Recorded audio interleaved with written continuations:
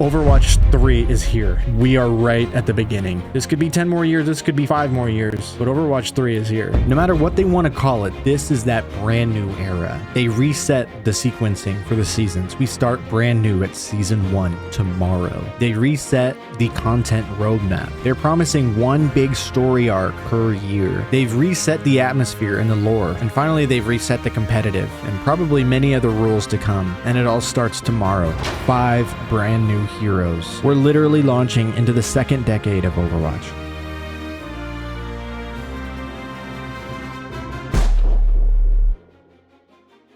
Overwatch, probably one of my top 5 games of all time. Granted, I'm a FPS head, so it kind of falls in line with where I want to be. The Call of Duties, the Battlefields, you know, it sort of fits in line, but it's also like the only hero shooter thing that I've ever really dabbled in. I've played some other ones, not really liked it.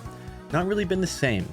And with Overwatch 2, I had a lot of fun, and I think it was a pretty controversial change. So now we're actually seeing Overwatch 2 revert and just becoming Overwatch again. We're going to watch their 2026 spotlight with new content, updates, and a new game identity from the looks of it. I haven't seen it, so we're going to react to it live. I'm going to pick out the things that I find interesting. We're also going to jump into the game and play it as it is now. I don't know how many changes are in the game today, but I see that there is a new hero trial. So that could be fun. I haven't played the game in many months. What I found really sad about Overwatch is how it kind of fell off so hard after this sequel. And the sequel itself was a pretty big controversy.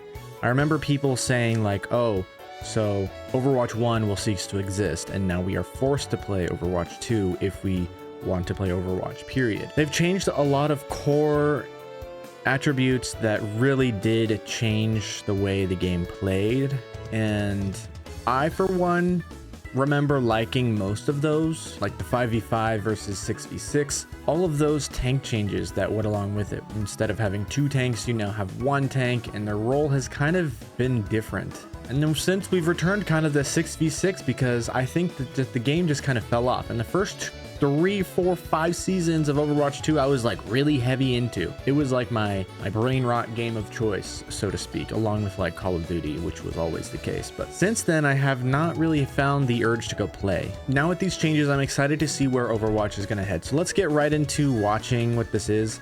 Looks like we've got some cinematics. I'm not really too heavy into lore, so we might not stick around and watch all of this.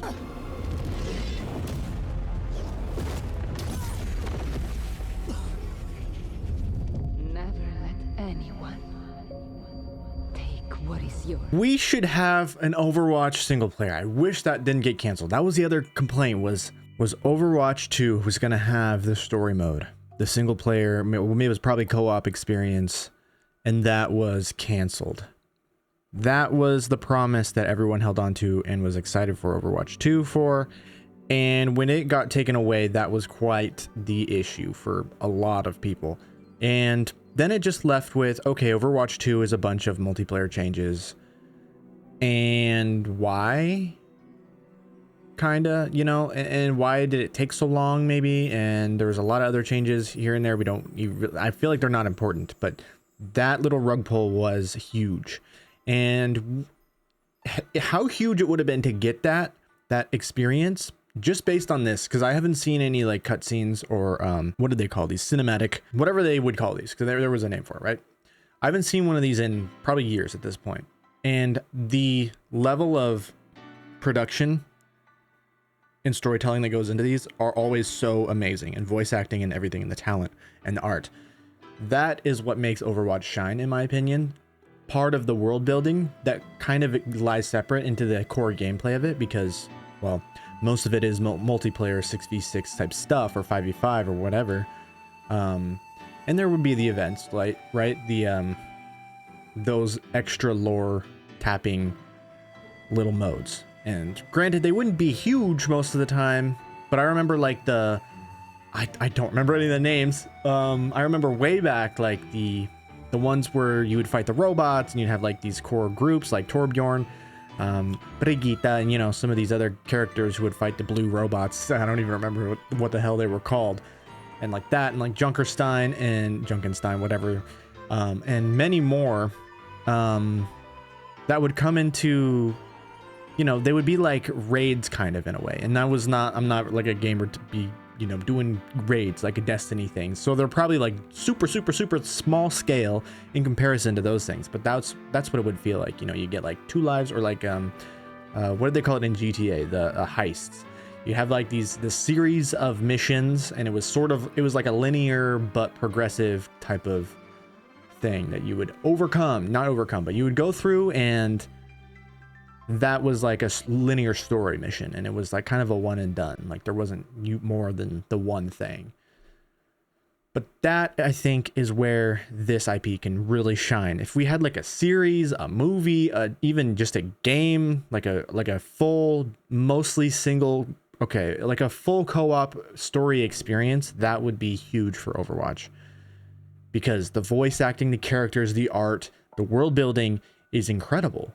Like, these are the things we forget about with Overwatch. We probably don't forget about them if you're really into Overwatch still. But for me, like I said, it's been basically years at this point since I was really on board with it. And for me, the gameplay itself was just so alluring to keep me around. And it was like, kind of with the competitive scene, I remember that was like my first exposure to competitive gaming.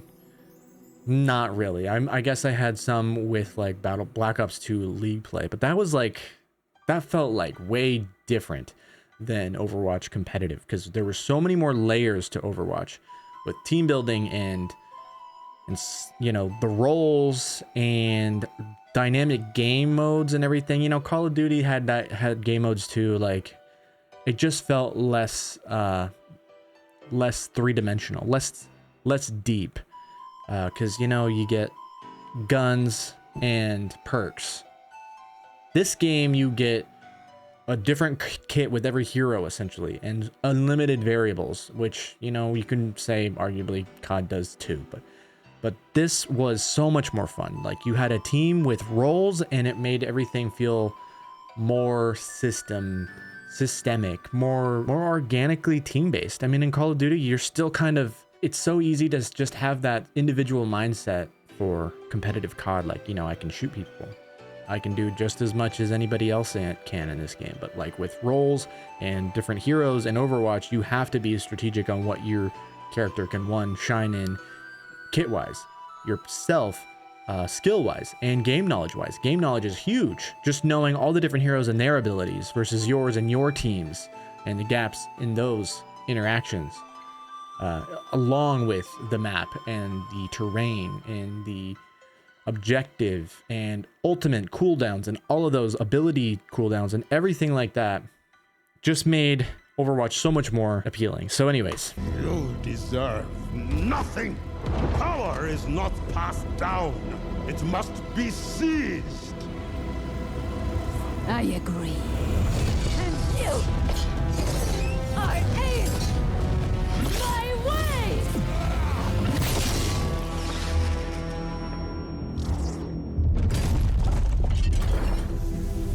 You hesitate.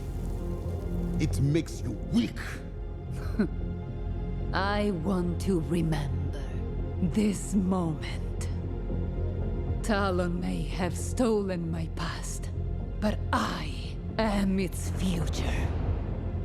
A shame you won't be around to enjoy what comes next.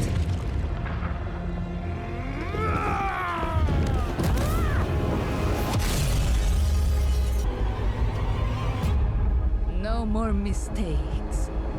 No more weakness. I will lead us out of the shadows to seize what should have always been ours. And the world will kneel. A new Talon Empire begins now.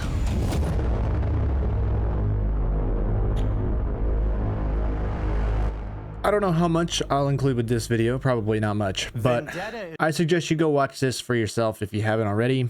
It was pretty good, interesting. Again, I haven't kept up with the lore, but it's always a good watch. Doomfist is defeated, and 2026 is officially the Reign of Talon. Welcome to the Overwatch Spotlight.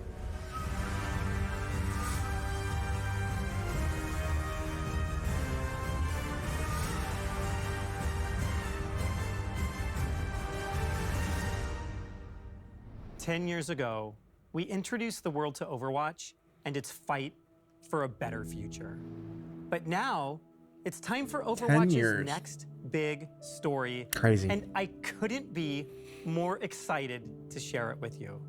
On February 10th, we're kicking things off with a brand new Season 1. For the first time ever, we're telling an annual story with a beginning, middle, and end. A story that evolves across all 6 seasons of the year before a new Season 1 launches the next chapter in 2027. This is going to be epic. Overwatch's fight against Talon will unfold through in-game events, animated hero trailers, short stories, and comics. All of these will be instantly updated in the narrative viewer right inside the game. Okay, see, this is what we need. It's not exactly what I was kind of highlighting, but like that is what I think is going to keep this thing going. Maybe not like a huge impact, but it's gonna really play to those fans who really do love the lore and the ins and outs of this universe. And it's, you know, maybe someday they'll have the big movie, the big game, but in the meantime, I think this is a really good step in that direction to keep up with the game currently and also to bring people back.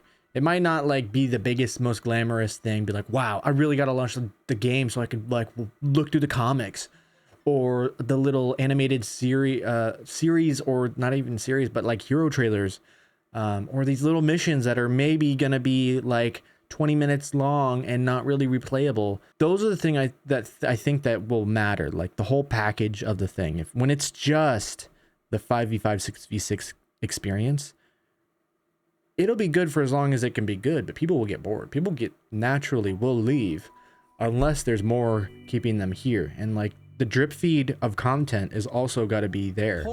And maybe not even drip feed, but like here, big additions seasonally, like they're saying. New way to experience the It's hopeful. Overwatch universe. It's hopeful. And since it's our 10-year anniversary, we're going big. Instead of just 3, we're releasing 10 new heroes over the course of the year. And the first 5 are launching next week with Season 1. Whoa! Each new hero drives the story forward, reshaping the world and testing the balance of power. You'll see this impact everywhere. Map updates, artwork changes, new voice lines. Every year, we aim to bring major updates that improve and expand what it means to play and experience Overwatch.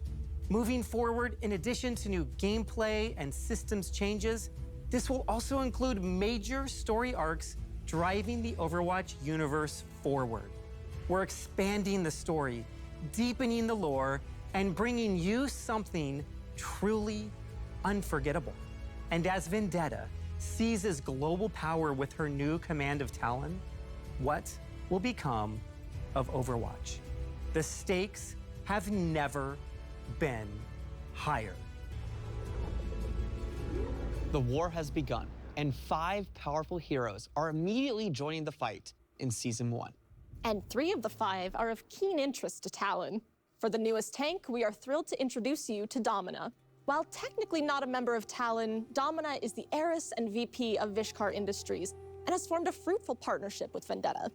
This mutually beneficial alliance sees Vishkar securing redevelopment rights for all areas What are these arms? tragically affected by Vendetta's new war. The heels, She may lack the crazy. innate talent of some engineers, she won't let that stop her, as she harnesses some of the most advanced technology that Vishkar has at its disposal, augmenting her own abilities while still keeping her hands clean, so to speak. From a young age, Domina worked hard to fulfill her family's expectations, and it all paid off in the end. Pressure makes a diamond, after all, and Domina truly looks flawless, bringing style and grace to the battlefield. Domina is Overwatch's first true poke tank since Sigma, with tools to keep enemies at bay and control the battlefield from long range. Her primary fire, Photon Magnum, is a charge-up beam that ends in a burst shot, rewarding precise tracking. As the longest range beam in the game, it defines her lethal zone. That's draining actually health kind of from anyone crazy, daring dude. to approach. Her barrier array sets her apart defensively. Its wrapped shape not only mitigates damage, but also protects against flankers, giving Domino a huge. strong battlefield presence.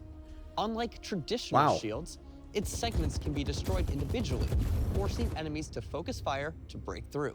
Crystal Charge adds another layer of control, unleashing area damage while simultaneously restoring her shields. Whoa. This makes her a formidable anchor in teamfights, sustaining herself as she pressures opponents. Even in close quarters, Domina isn't helpless. Sonic repulsors knock enemies back in a straight line, stunning them if they collide with walls. Perfect for disrupting aggressive dives.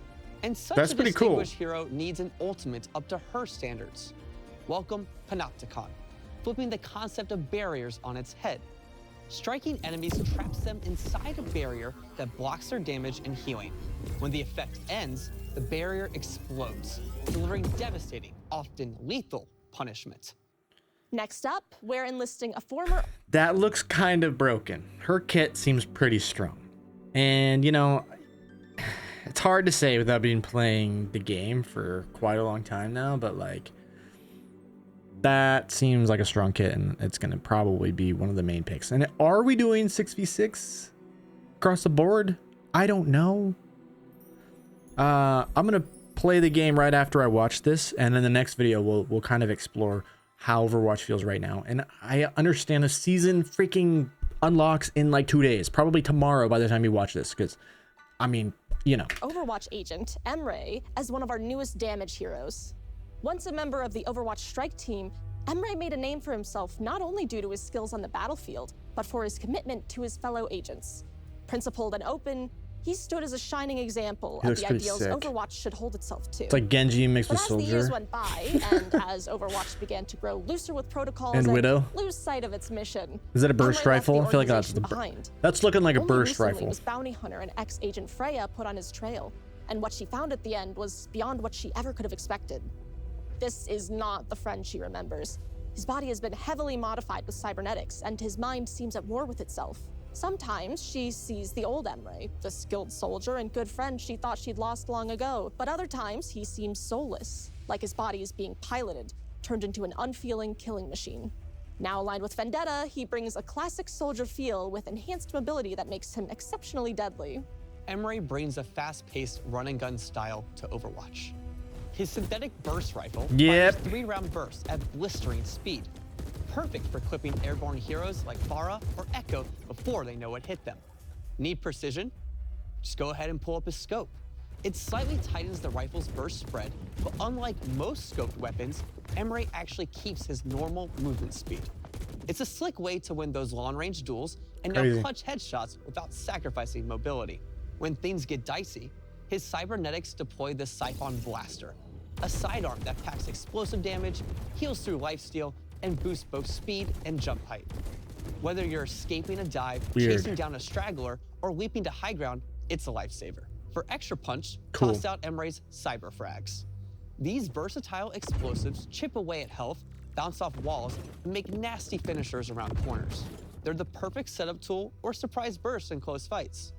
And then there's his ultimate, Override Protocol. The program takes full control, lifting Emre into the air and arming him with a devastating cannon. That's scary. Repeated explosive shots are charged up with one massive blast that can shred entire enemy teams. There should be a level of familiarity here, packed with interesting twists that encapsulate what Overwatch heroes are all about. Now let's talk. Hold on.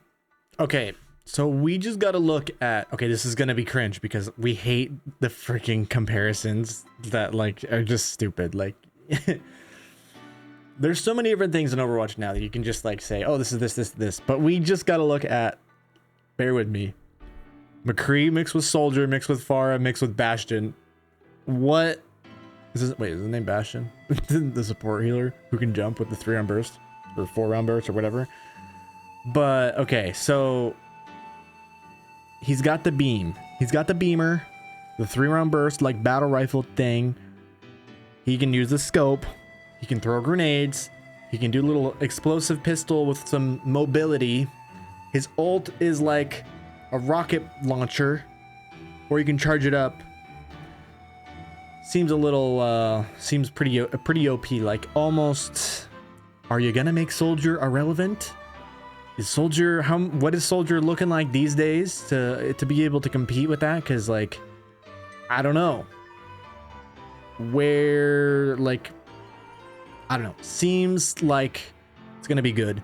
And, you know, always the new characters are gonna be, like, a little bit OP, I think, to kind of get the draw in. Like, what is the point of adding a character who kind of sucks? Like, just doesn't stack up as well. So I think that's honestly a bit of the strategy. It's got to be like, here, we'll introduce this hero. It's going to be like really OP for a season, then we'll turn it down, make some changes. Because it's got to be the novelty, right? Like, new hero, come play the new hero. Why would you play the old hero? Yeah. What about a new Talon-affiliated support, Mizuki? Mizuki is a member of the Hashimoto, Talon's loyal allies in Japan. Though still quite young, Mizuki has grown detached and hardened after years of misfortune and fighting under the severe expectations of his clan. However, some in the clan still believe he isn't cut out for this life. But through his own dedication and the influence of clan elders, he has cemented himself as a vital player in the Hashimoto's ranks.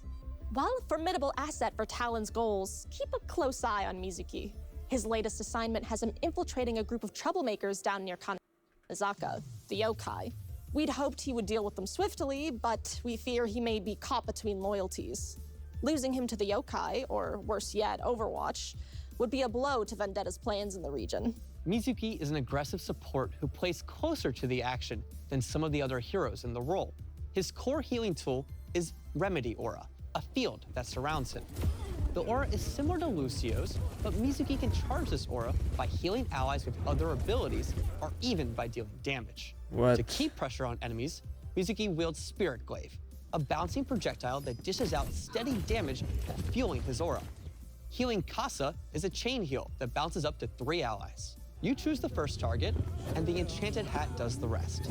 With multiple charges, Mizuki can quickly stabilize his team, while also receiving a bit of healing himself, perfect for holding aggressive positions. Extra survivability comes from Katashiro Return, a mobility skill that boosts his speed and lets him teleport back to his starting position. It's an escape option, but also a clever way to outplay opponents mid.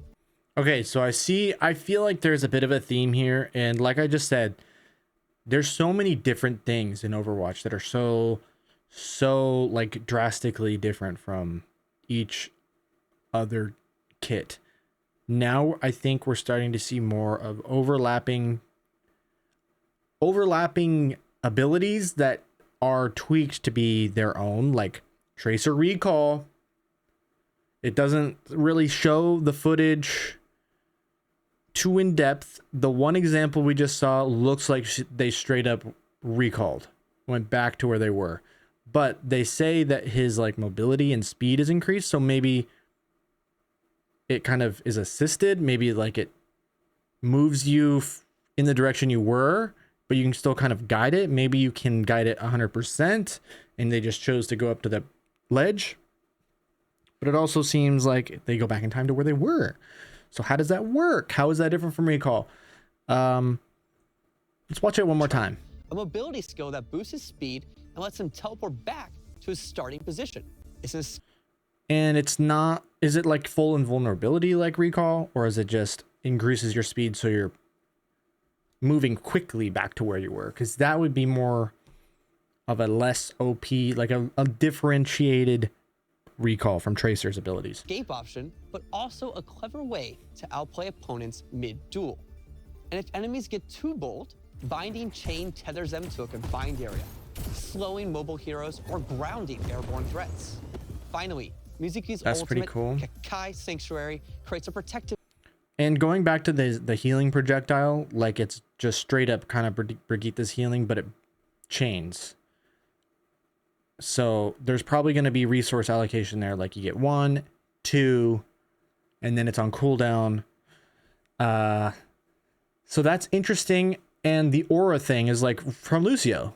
And then his projectile is basically, you know, I don't know that there's really a super similar version of that, but it bounces, which is pretty cool. So that's probably the most unique part about his kit so far. Its outer layer absorbs incoming projectiles. And then his chain ability is like Orissa's old Halt a little bit. But this is going to be huge on support. While allies inside receive healing. Whether countering enemy ultimates or High Sanctuary creates a protective zone. Its outer layer absorbs incoming projectiles, while allies inside receive healing. Whether countering enemy ultimates or flipping a fight in your favor, it's a powerful tool that cements Mizuki as a support who thrives on aggression and clutch plays. While Talon's roster is impressive, we would be remiss if we didn't brief you on who's joining up with Overwatch when Season 1 launches. A clear contrast to Mizuki's cool demeanor, Onran heats things up in the damage role. Onran. The elder sister of the water-wielding Wuyong, Onran is a star student That's at pretty Wuxing cool. University. She's confident, hardworking, and holds others to the same high standards she holds herself to. Now she joins Overwatch alongside her. I really like the diversity in Overwatch too. I think for me that's another big part of the appeal. Not so much like the gruff commando character. We have one, right? We've got Soldier and maybe a couple others, but not a lot. All right, we've got a lot of diversity. We've got some more Asian characters and a lot of female characters, obviously, and a lot of other types of characters, which is really cool to see. Like, there's a lot of ethnic diversity and not just like personality characteristic wise. So I really like that, and this seems pretty cool. I really liked like adding Kiriko was pretty cool, and obviously the ninjas is awesome. Being Japanese, brother with hope to you know, save the world. it's pretty. And I like keep it. him out Okay. of trouble at the same time. Like Wuyong, she fights with Wuxing's elemental technology. Wielding twin fans that allow her to control fire, she reminds her foes to steer clear or get burned. Onran is an assassin-style DPS who thrives on mobility and flanking. Her Juche fans fire 2 blazing projectiles, stacking her ignition passive to set enemies on fire. Burning foes take damage over time and become more vulnerable, setting up her piercing secondary attack. When she uses Fan the Flames against ignited targets, the damage doubles, making eliminations swift and deadly. To get in so close, That's cool. she commands the elements to move around the battlefield. With Inferno Rush, Onran dashes forward, damaging and knocking back enemies while gaining vertical mobility to reach high ground or cross gaps. 2 charges let her reposition quickly or dive straight into the backline. Her training really pays off with Dancing Blaze, phasing her to nearby enemies for damage or as a timed dodge against big abilities, even ultimates. The invulnerability window extends with each enemy hit, encouraging bold dives right into the fray. And then there's her ultimate, or ultimates. Alive, Onran unleashes Vermilion Ascent, soaring upward before crashing down to ignite enemies. But if she dies Incineroar. first, Vermilion Revival triggers a fiery explosion, resurrecting her mid-battle. It's both a second chance and a sneaky way to flip a fight. We're really excited to see Onran join Overwatch's roster. That's So crazy. excited, in fact, that she'll actually be available early for a hero trial starting tomorrow. That's February crazy. 5th, Oh my until God, she's season 1 live right launches now. On the 10th. But I think there's still one Oh my more hero God. to talk about, Miranda. The cat. In a world with gorilla scientists and hamster engineers, a cat wreaking havoc in a jetpack makes almost too much sense. Whoa. Not much is known about this new arrival to the team. She appeared in Gibraltar as a stray, and if there's more to her story, she certainly isn't sharing it. But whatever her origin, Overwatch's very own Brigitte was eager to adopt a new feline friend. Jetpack Cat has proven to be a surprising help in the fight against Talon. Her lightning-fast reflexes and her uncanny balance allow her to provide support in even the hairiest firefights. She'll put all 9 lives on the Hairiest. line to keep her team safe. We really wanted to introduce a new form of utility into Overwatch. I guess. Honestly, this cat has a jetpack that actually stays on the entire time. She's flying in the air. But when you're up in the air, you will be able to transport allies with Lifeline. While in this mode, allies that are below her will be able to attach to Jetpack Cat's tether, and she Oh. can move them around the map. My God.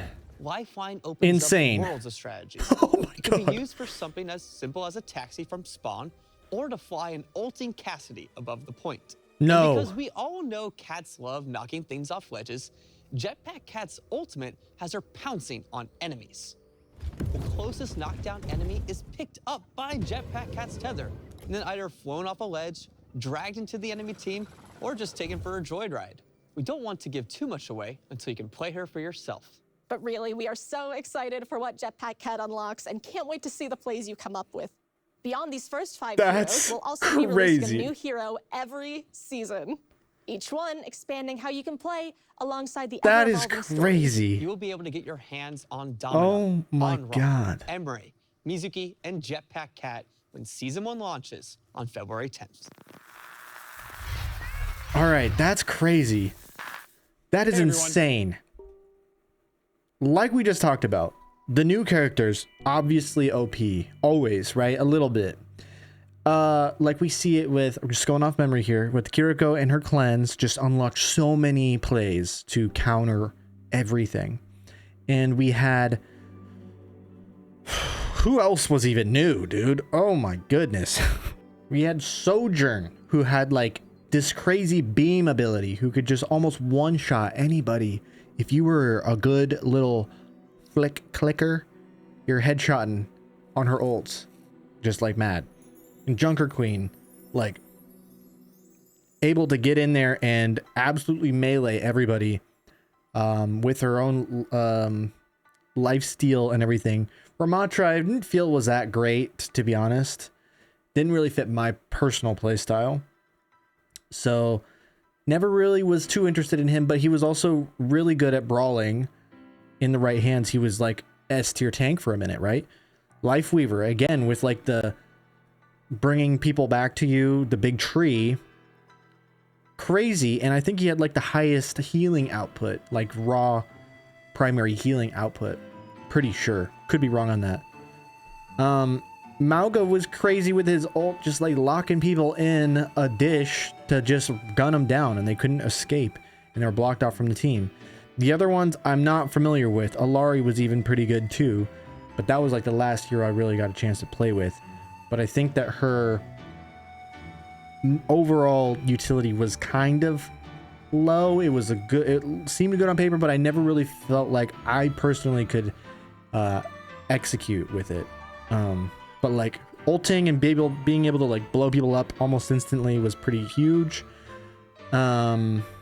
And having a little bit more of a poker type support was pretty cool. So, you know, probably missed out on some really OP Alari comp, but that's kind of where I was falling off the game. So, you know, the rest of these guys never really played with. I just did play with the new ones when I played a couple weeks ago.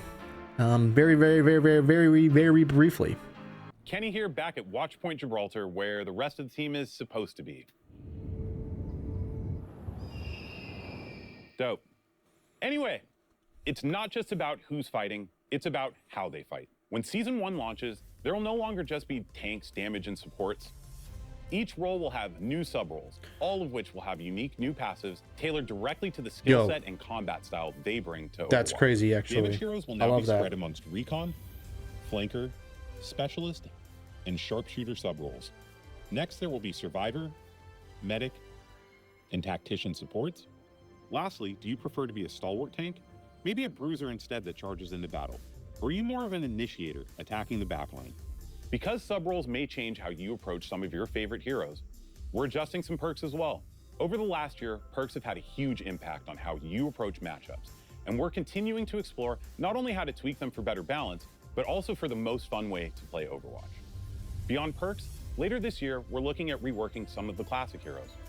We'll have more details on the heroes and new abilities ahead of Season 3. To usher in the reign of Talon, we need your help. In Season 1, we're introducing a new meta event where you can fight for a side and get rewarded for it. Each week, you'll pick your allegiance to Overwatch or Talon, accepting and completing missions tied directly to the lore. Rewards will then be given out at the end of each week to the faction with more successful missions. So you'll have 5 weeks to try and win on both teams. It's pretty Feel cool. like you chose the wrong faction? No worries. You can go the double agent route, change things up mid-phase, and not have to worry about sitting in Gibraltar alone. That's pretty funny. I have no idea what is going on. Beyond all of this, we have some other amazing updates coming in the next few months. Our team has outdone themselves. From Jetpack Cats soaring through the skies to Onron blazing through enemies.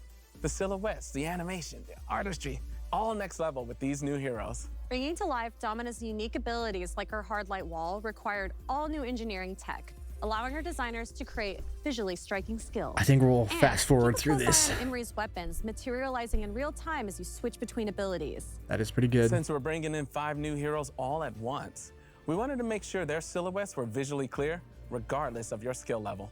From concept through the final look in game, I am so proud of everyone on the team. And we cannot wait for you all to experience this amazing work once Season 1 launches. But beyond new heroes, this year brings us stunning new skins for Talon, Overwatch, and everything in between. We've always experimented with different battle pass themes, and for Season 1, we're making the story come alive through the faction skins you can earn. The team has some truly beautiful things coming for you all, perfect for a rainy day or to celebrate Valentine's. Loot boxes are being refreshed. All regular shop skins from the last 6 seasons are being added to the loot box pool. Now, this doesn't include things like collabs or mythics, but you can get Doki Watch skins. Now, I might be biased, so I worked on some of these, but it is so refreshing to use a skin about kicking ass while also looking cute. Or could you say cute but deadly? You could, but I like my description better.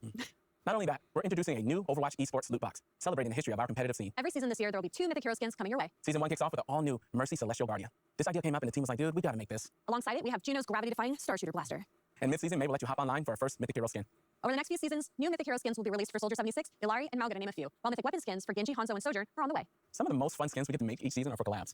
And there's some absurdly fun ones coming this year. The first one fills us with nostalgia in the most kawaii of ways. When playing Overwatch, we could always use a friend or two to watch our backs. So who better to help kick off this new year than some super cute friends of ours?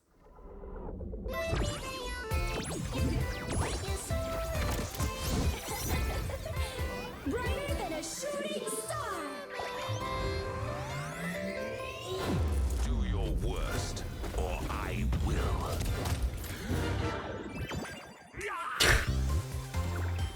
Hello.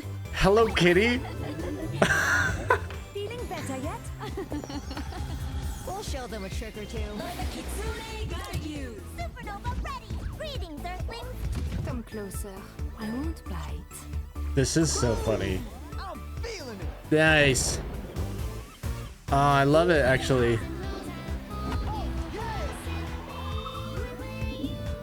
Prove your skill. I'm in the groove. Be uplifted. Incredibile. Victory is at hand. Now we're in orbit. Nice try.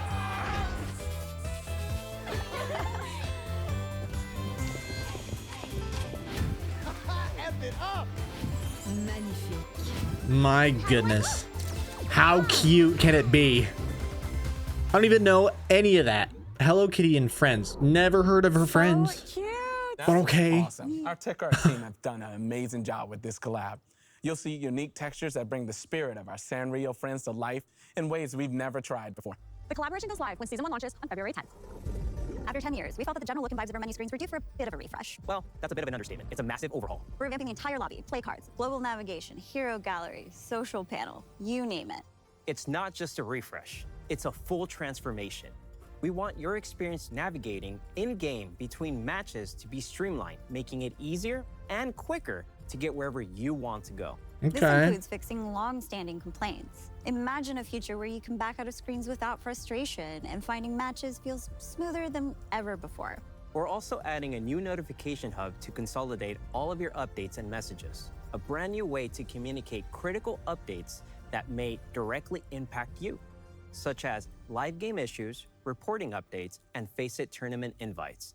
We're also revamping the visual look of Stadium, specifically making items easier to find and understand. This is a cleaner, prettier, and a more intuitive experience. It definitely is. This being the first season of 2026, you know what that means. The start of the new competitive year. With 5 new heroes joining up and Talon taking the world by storm, it's only fitting that we do a competitive reset. The new competitive year is kicking off with the only color fitting the reign of Talon, the new Crimson Wolf competitive weapon. Ooh, that's actually For those sick. of you that achieve Diamond or higher, you'll be rewarded with a new competitive skin for Talon's leader, And they say chivalry is dead. well, former leader, Doomfist. Updated competitive titles are here.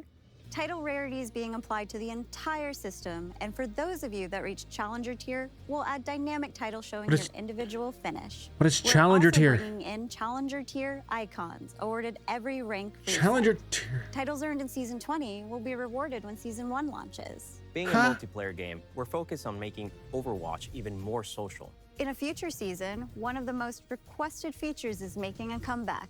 Players have a lot of nostalgia for the end-of-match voting cards, and we can always use a bit more positivity to celebrate each other. So as you can see, these aren't cards anymore. Post-match accolades will now show your full 3D hero model. Let's go. There will be even That's easier cool. access to endorsements. Heroic endorsements will let you highlight the clutch plays and great teamwork moments. We're also introducing new cards that highlight standout moments, think match-altering saves, strategic plays, and more. Expect multi-endorsements and heroic recognition. These will be a cornerstone of our systems update. Next I up, do like it's that. the new praise feature. You'll be able to add it directly to your comms wheel. This plays unique VO lines for your hero, offering praise and positivity. Perfect for when someone gets a team kill, or maybe just when your Genji ults and spawn by accident. Over the rest of the year, expect upgrades to map voting, hero bands, and drops. That's funny. Now, we can't have the Reign of Talon without our queen herself joining the lineup. Yo. Vendetta, the Colosseo's greatest champion, is coming in Season 1.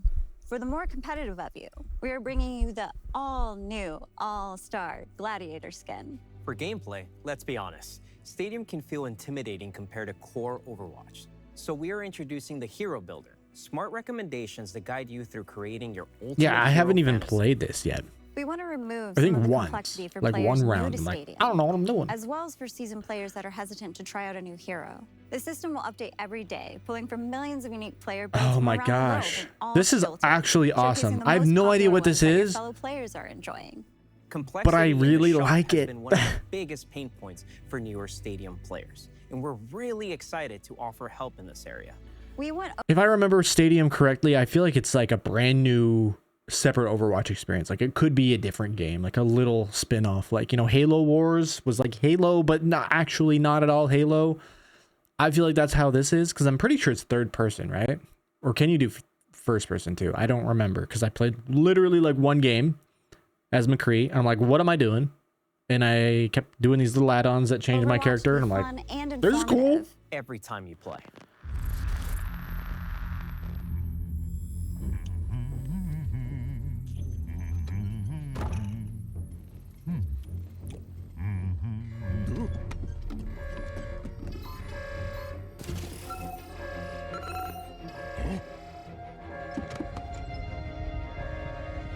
Magnify. Oh no. This has got to be like leading into our first event, right? Battle stations. We are under attack by Talon. This is the beginning of a new year. Executive a new producer, Ben chapter, Bell, a new Eric Allen. era for Okay, Overwatch. okay. We've never done anything like this before. From dropping 5 new heroes in one season to 5 launching is the insane. first in our series of year-long story arcs. Overwatch is a living universe that keeps growing, keeps surprising, and keeps bringing players together from around the world. This team is focused on continually delivering these great experiences for years to come. And with that, we realized Overwatch is a game that transcends any single number. So moving forward, we're dropping the 2 and continuing simply as Overwatch. Weird. The thing that hit me so hard when I joined is how much Team 4 cares about these heroes, this game, and this community. It has been inspiring to be a small part of this, and I'm so excited to be here now with these incredible devs and all of you from around the world. What this team is doing to kick off the next 10 years and really the future of this game has blown me away. We have so much else coming. We couldn't cover it all here. And here's just a few of those things. For Nintendo players, we're releasing It's really big that they just said the 10 years plus. Obviously, that's not set in stone. Lots of things can happen in 10 years or 2. But the fact that they've got visions out that far, or at least expectations, is big to me because part of me felt like, okay, Overwatch 2 had its thing. It did pretty well, I thought, and then completely tapered off and is like not talked about anymore. But now them dropping this massive change, literally in like 2 days for me recording this, and plans to do annual story arcs, which mean like annual big changes, I hope to this caliber or close, is inspiring because you think about 10 years of this game being out, 10 years of Overwatch and where it started and where it came in just a few short years, and then to where it hit Overwatch 2 in what was that, 2021, 22, and that was about 8 years in. It feels like Overwatch 2 was pretty overdue for what it was. And of course they had the different plans, but essentially making this Overwatch 3, if you want to be crazy and like really start some people, start them, get some other people passionate about that claim. You know, where could it be in another 10, right? We might have the movie by then. Or the single player experience. But anyways, the Switch 2 version of Overwatch when Season 2 launches. Switch 2, that's pretty good. Esports, there is a massive year ahead. The OWCS is kicking off this week with a boot camp in Seoul before the full season launch in March, concluding at the end of the year with a World Finals in China. But OWCS isn't the only thing esports has cooking. With the return of BlizzCon in September comes another Overwatch World Cup. This tournament is a celebration of the global passion and sense of true community that you all bring to Overwatch. And for the technical fans out there, we're improving the tools behind the game. And you're going to start seeing even greater details on your favorite heroes.